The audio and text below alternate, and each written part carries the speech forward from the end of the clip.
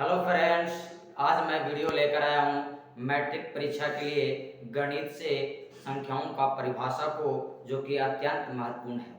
देखिए, अभाज्य और भाज्य संख्याओं का परिभाषा बता रहा हूँ, जो कि मैट्रिक परीक्षा के लिए ये परिभाषा जानना बहुत ज़रूरी है। हर साल ये अभाज्य और भाज्य संख्याओं को ऑब्जेक्टिव में प्रश्न पूछा जाता है। तो देखिए, मैट्रिक परीक्षा के लिए गणित से अभाज्य संख्याएं और भाज्य संख्याओं का परिभाषा बता रहे हैं, जो कि मैट्रिक परीक्षा के लिए अत्यंत महत्वपूर्ण है। देखिए, अभाज्य संख्याएं किसे कहते हैं? अभाज्य संख्याएं किसे कहते हैं? जो संख्याएं एक और केवल अपने से विभाजित होता है, उसे अभाज्य संख्याएं कहते हैं।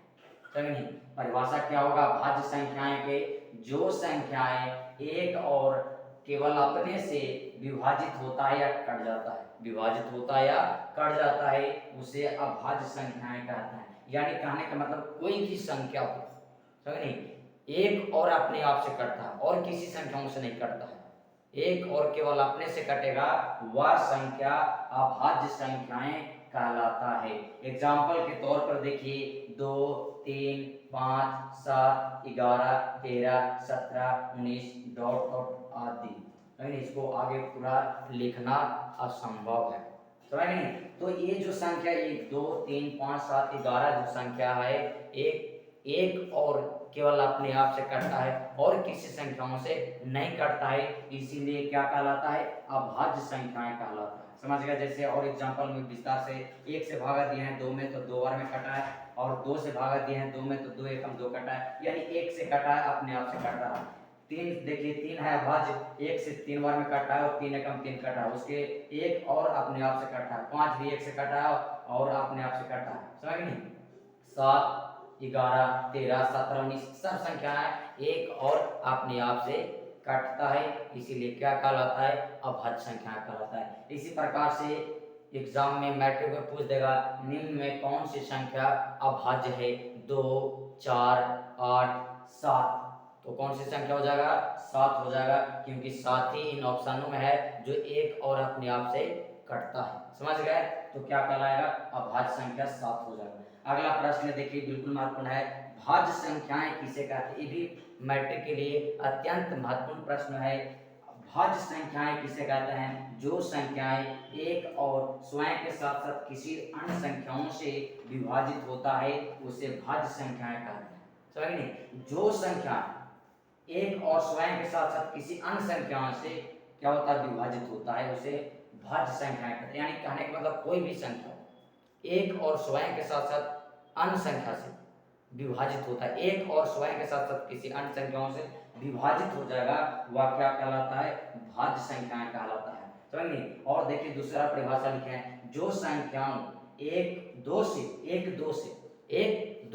जो संख्याएं एक दो से अधिक संख्याओं एक दो से अधिक संख्या से विभाजित होता है, उसे भाज्य संख्याएं कहते हैं। क्या कहता है?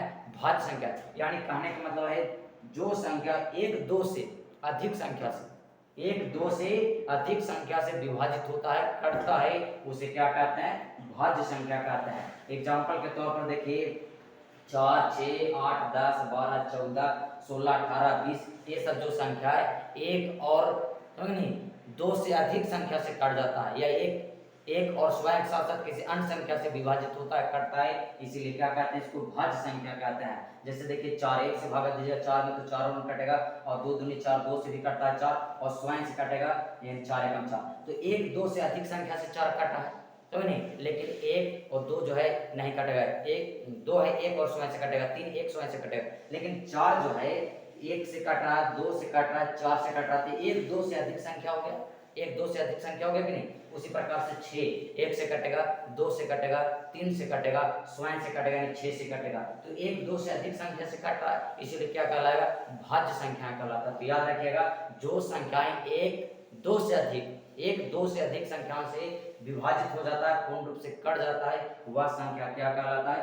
भाज्य संख्याएं कहलाता है। क्या कहलाता है?